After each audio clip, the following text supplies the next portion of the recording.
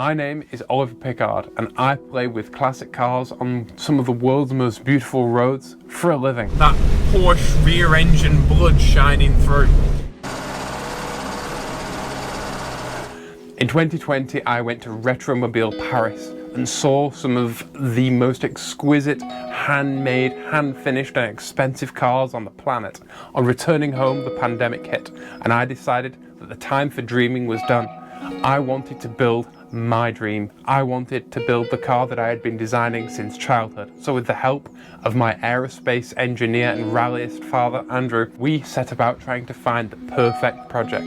We found it rotting in a side yard in Normandy. Crashed, twisted, broken, buckled and fire damaged, a GTM. We dragged it home and tore it apart. Re-engineered from the ground up. Engine, suspension, fuel system, drivetrain, even the seating position.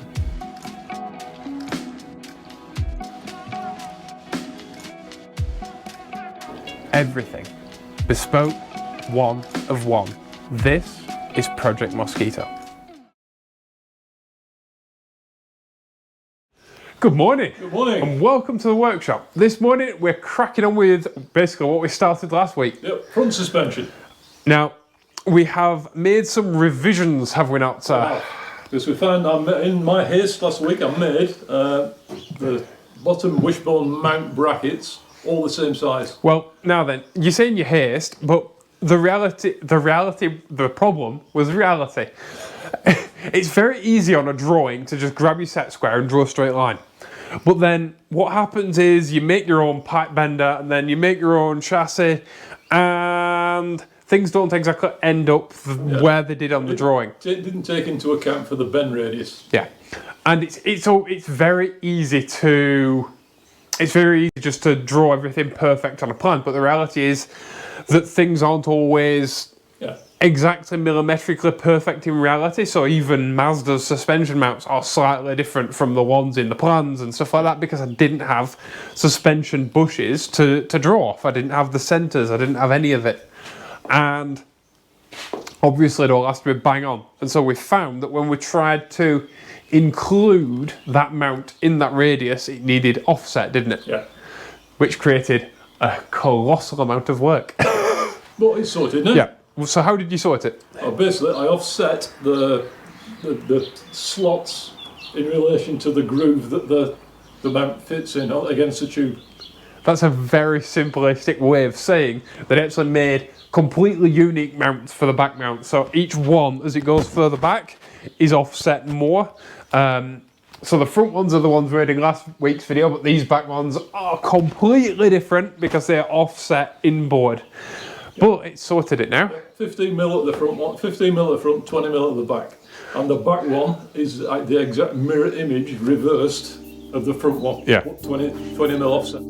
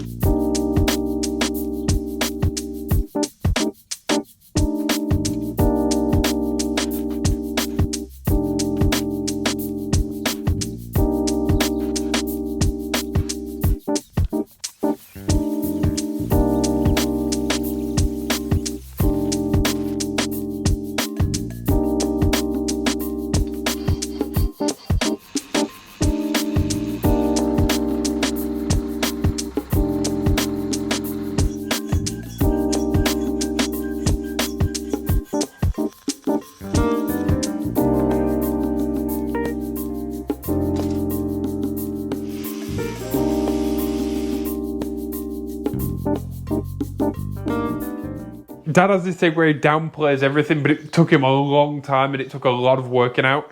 And it's one of those things, in theory, in theory is perfect. And then when you go from a drawing into reality and your car that's been drawn on a piece of paper this big is actually this big. Yep.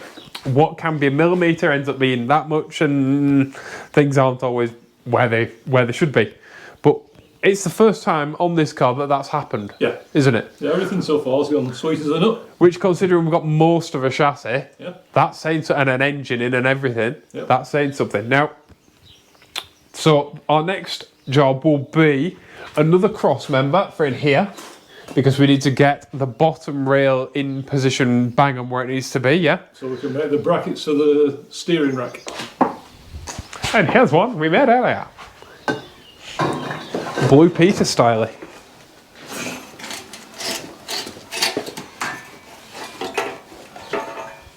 At this stage in the build, it's really easy, especially because we're making videos, to try and rush and get loads done. But we actually have to slow ourselves down, especially today, as we tack things in and get it all lined up, because it has to be perfect. It's at this point in the build that we can actually stuff everything up, and you won't see it on camera, but it's vital that we don't do that. We slow down, we take our time, we measure it all a million times, and we get all of our geometry bang on.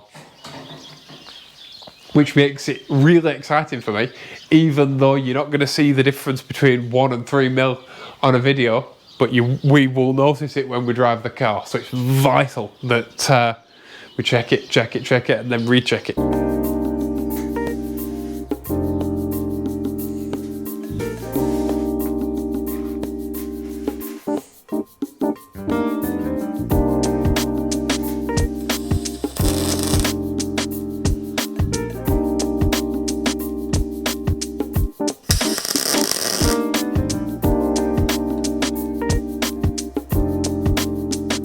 Quite exciting because it's the first time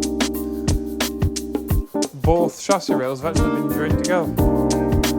Top, bottom, front, back, it's all interconnected now.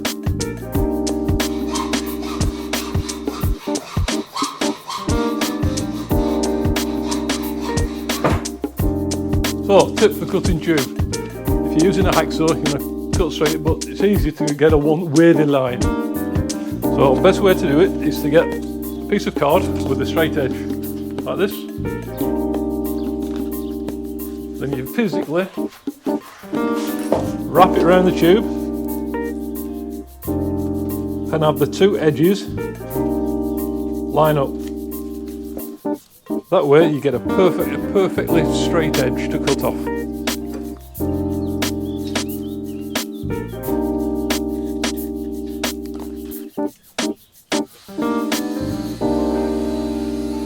As we know, a car always moves around the centre of gravity. Now, anti-dive in a car, which is dictated by the angle of your wishbones, this way, right, means that if you have 0 anti-dive, then the line that runs through those two wishbones and through your contact patch where they all come together, and it plots a line to the line from here to the floor. If it lines up with the floor, then when you press on your brakes, your car's going to go like that, and all the weight is going to transfer forward, right? And that you don't want in a mid-engine car, because that means that your back end goes light, and because you have more brake bias, which means more braking force on the rear of a car, on a mid-engine car, that can make the car fishtail. So you'll see it in a lot of rallies when someone goes really, or in old 911, someone goes really hard on the brakes into a tight corner and the back of the car fishtails like this, right?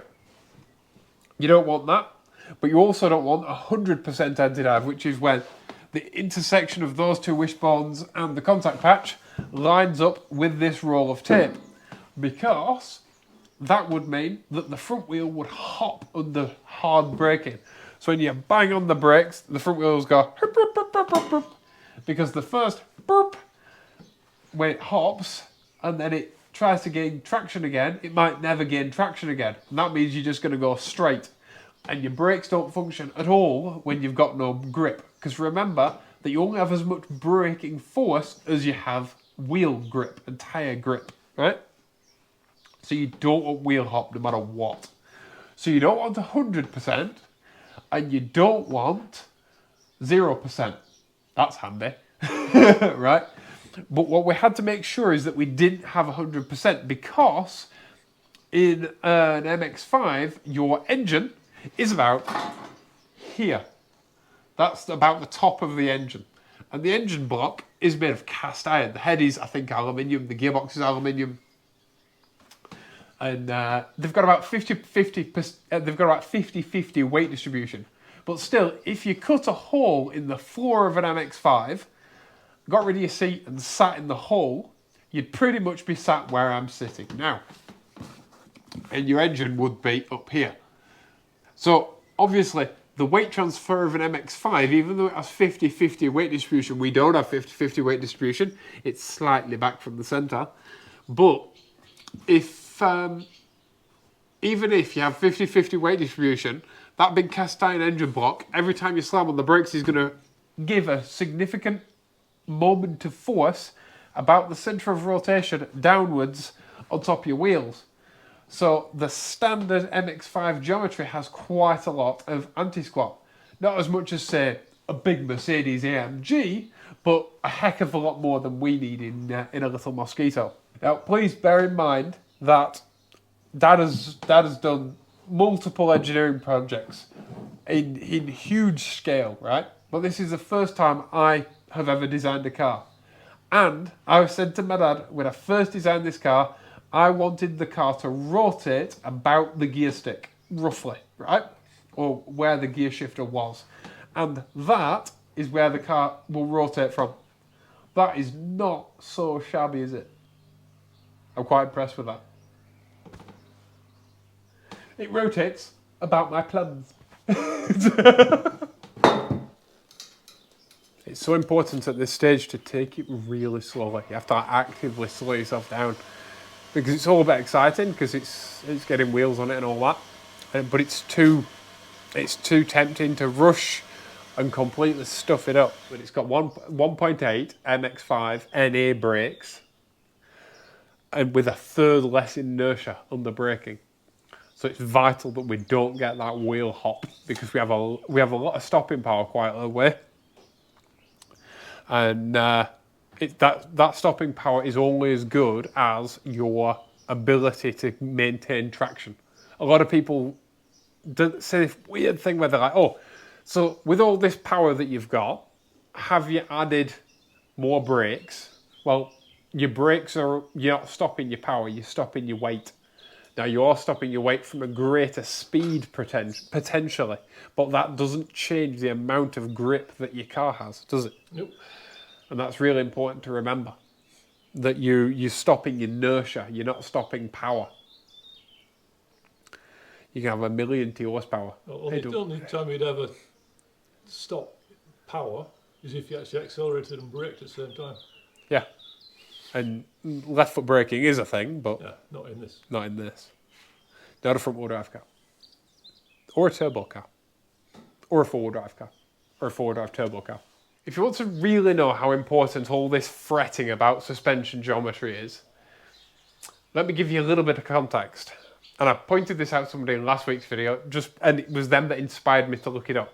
But the wheelbase of this original body was smaller than that of a Honda Beat, which is a Japanese K car. Pretty much the smallest sports car ever made, and only ever expected to go, I think they're limited to 110 kilometers an hour, which is... What about the Suzuki Cappuccino?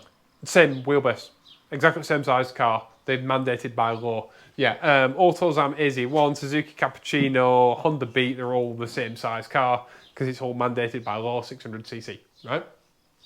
Now then, the wheelbase of an original GTM is smaller than that of a Honda Beat. Honda's smallest sports car. But yet the power to weight ratio of this, when it is done, because it will weigh 620 kilos, which is 13 or less, that's our maximum allowable weight, because that's the original weight of a GTM. That's 1,340 pounds, I think, off the top of my head, something like that. So that's our maximum weight. And we will have a power to weight ratio that is 140, I think it's 142 brake horsepower per tonne higher than the 2022 NSX Type S, which is the last NSX that they're going to sell in America, I think. Right, that's the last NSX. It's done after this year. And this thing, so that's NSX's fastest ever car. That's Honda's fastest ever car. That's Honda's fastest ever road car. And this has 142 brake horsepower per tonne more than that. It has 435 brake horsepower per tonne. If that makes 270 brake horsepower. That is A lot. a lot. In a car that originally had the wheelbase of a Honda Beat. Like it to weigh 600 kilos. But I'm giving myself a bit of an out. Because I also want it to be comfy, and I also want to add like loads of dynamite and sound insulation and heat insulation and stuff, because there is no point building a car that I don't want to... Having an uncomfy road car. No point having an uncomfy road car. It has to be. Yeah. I want to be able to drive this thing for hours and hours and hours and hours. It's the most comfortable car I've pretty much ever sat in. So far. Yeah. And I've never sat in a Phantom or anything like that, but this thing is just, it's literally made for me. So if it wasn't the most comfortable thing I've ever sat in, I've really stuffed up on it. You know, literally, like, you tailor a car to your body. If it's not the most comfortable car you've ever sat in, then you've got something wrong. But yeah, that's how important all of this suspension gubbins is. Because we've also not designed it to be super hard. We want it to be nice and soft and compliant and have loads of suspension travel, because that's how you get grip. And it should run out of puff at, I don't know, 140? Maybe a bit more, because it's going to be slippy. But I'm happy with that. I'd be happy if it ran out of puff at around 120. Because around here, on these roads that I live on, if you're doing 120 miles an hour on our roads... You're brave. Yeah. You're very stupid. Yep. Jesus better be your friend. Because you can come around a corner and there can be a cow in the road. Or chickens. In fact, I once came around the corner here and I was with you. And there was about 70 partridges asleep in the middle of the road. Hello there, Lilu. So yeah, this is important, is this stuff. And I'd rather spend weeks and weeks and weeks and weeks, even if it don't get the views. I'm not fussed. It's got to be right. It's got to be right. Yeah. But it's so cute and tiny. It looks so much better now. Chop them ends off. I've been waiting to chop these ends off since we bent the tubes. You may notice that I'm still banned from using power tools around here. We're not massively health and safety conscious around here, but we do draw the line at two things. One is working tired, because anytime someone is working and they're tired and they think, oh, I'll just get this last bit done and I'll just work a bit longer, and then they slip absent-mindedly with a Stanley knife or something, they always make a mess of themselves. And the other one is being on like antihistamine or any sort of like do not operate heavy machinery type medication. And I'm still on antihistamines because of my hay fever, so still a bit scatterbrained and not allowed to do stuff, unfortunately. But the next job that I'm not allowed to do is to make a piece of tubing for this top wishbone. It sits in here. It stops the wishbone bending when you tighten the nut, and it also locates the wishbone, because on an MX-5 there are no external tabs. It's just located by that tube. That tube would normally be in a subframe on an MX-5, but we don't have subframes because they weigh something. So Dad's going to make our tube in the lathe. He's going to turn it up.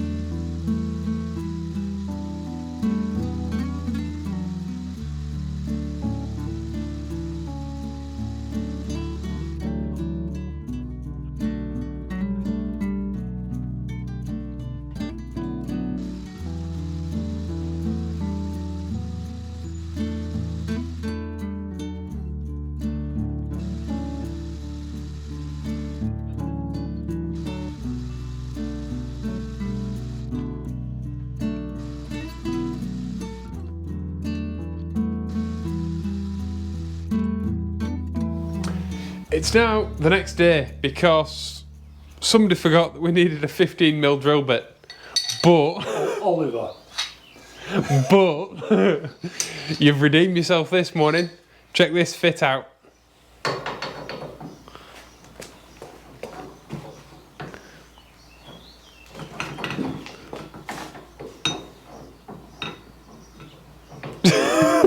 It clicked together a second ago.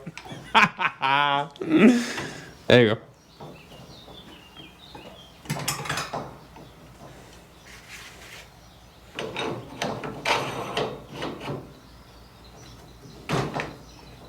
I think you'll find that's both nice and tight.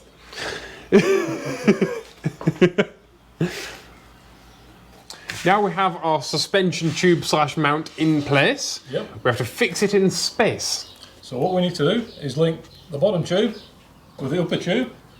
Then the upper tube is then linked to the suspension tube, which holds the top wishbone in place.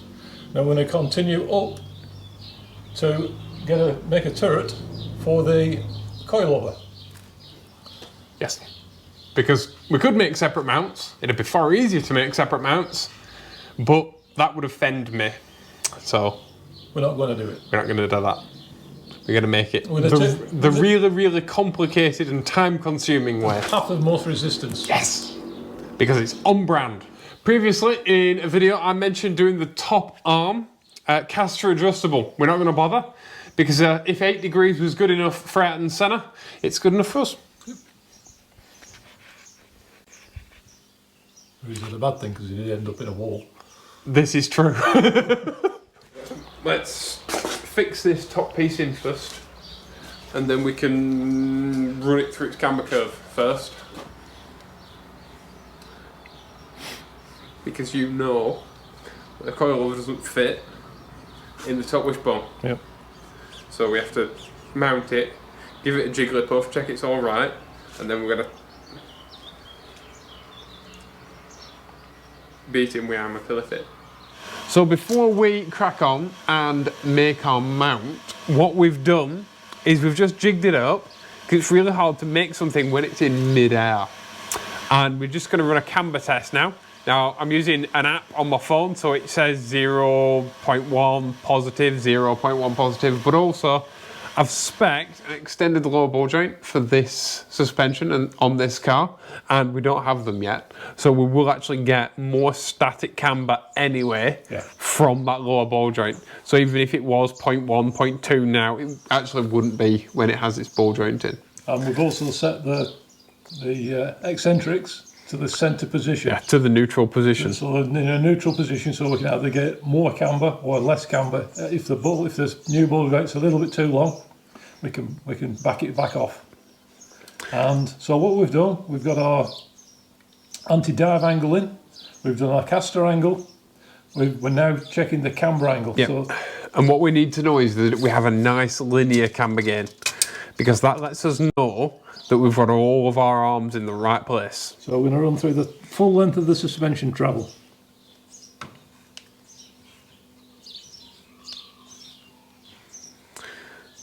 .6, 0.7, 0.8, 0.9, 1, 1.1, 1.3, 1.5, 1.7, 1.8, 2, 2.1, 2.2, 2.3, 2.4, 2.5, 2.6, 7, 8, 9, 3. That's about it, isn't it? That's it. 3.2. So at no point did the number go down and then up again. So if we had like McPherson strut, for example, we would expect a curve where as it goes up, you gain camber, then you lose camber, then you gain camber again. But because this is a double wishbone setup, it has a straight path of camber. A linear camber. Linear camber gain, yeah. Every millimetre it moves up, it also gains camber. Which is spot on. And that means that from this point, we can adjust it, and we know that no matter what we do, we have perfect linear camber gain because the arms are in the correct place.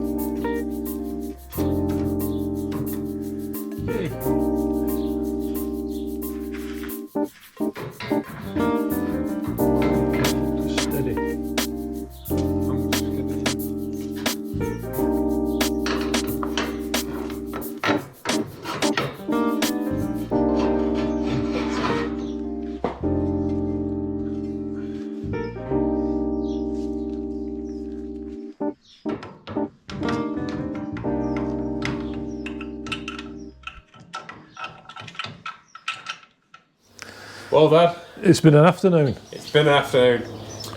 That geometry between those 4 locations that are all on different angles Yep. is rather tricky.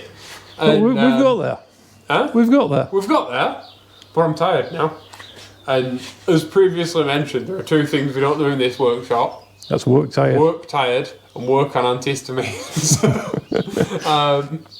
And I'm both, so I'm done for the day. And this video has to be up in less than 24 hours, as usual. We always say, we'll work 2 days, Saturday, Sunday. We'll get it all finished. We'll get it all finished, and then we'll be able to work on the houses and the garden and stuff.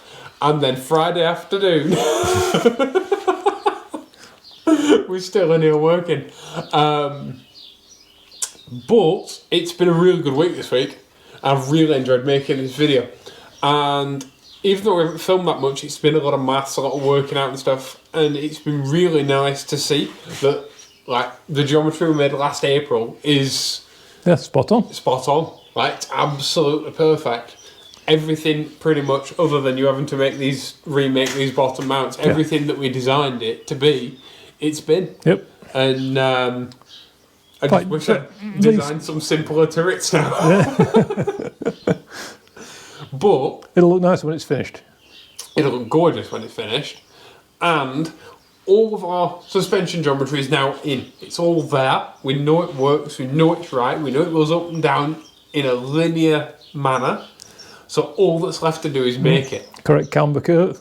Correct camber, camber Over and its everything. guys 3 degrees over its whole travel. Yeah, and I've rechecked the, while Dad were doing some cutting out, I rechecked all the caster again, and it's bang on 8 degrees. Like, I'm so happy with it. And so, like I say, all that's left to do is finish making it. And because it's symmetrical, it'll be a lot easier than the other side. Kit apart, so it's done. The back was a lot more difficult because you've got an engine on one side and gearbox on the other, and not enough space for either. Whereas this, we have room for activities, and it's symmetrical, so this side will be the same as that side, so we can make patterns while we're doing all this side, and that'll transfer then to that side. But it won't be ready to take its weight for a little while, because then we'll have to, once both sides are in, we'll have to strip it all down and finish weld it. I'll weld it, yep. And then paint it. Yep. Whilst doing 2 more wheels. I started the wheels yesterday. I know, actually. I sort of colour at your face. Yeah, don't went to the supermarket, went shopping of an afternoon, and I sat and polished wheels for a few You're hours. supposed to use it like a cotton cloth, not your face. I look like I've been down pit. One of those was a front though, and you can tell because it's beaten to hell, but it's super pieces. But You got them all out? Huh? Have you got them all out? you don't know till you get to a finer grip, but I'm not going to film polishing those 2 wheels because, quite frankly, it's just laborious and nobody wants to see me polish 2 more wheels. If you'd like to watch a wheel video, there is a wheel video that I'll leave at the end of this. But yeah, thank you all for watching. Your support and your comments and all of that is massive. Don't forget to subscribe. Yeah, subscribe, click the bell icon. It really does help this little channel. It helps us build this car, like you are actively participating. And the other thing that really helps is leaving a comment, because it keeps us motivated. And we always read every single comment, don't we? We do. And I reply to as many as I can. We aren't a big media company, obviously. It's just me, Dad, and Miriam's behind the camera. And we are doing our best. And so, like I say, I always reply to every single one. The person you're talking to is actually me, and I actually read every single one, like I say. So thank you all for watching. Please be awesome to each other. Thank you for the support. And I can't even talk, I'm not tired. And I'll see you all in the next one. Bye-bye. Bye-bye.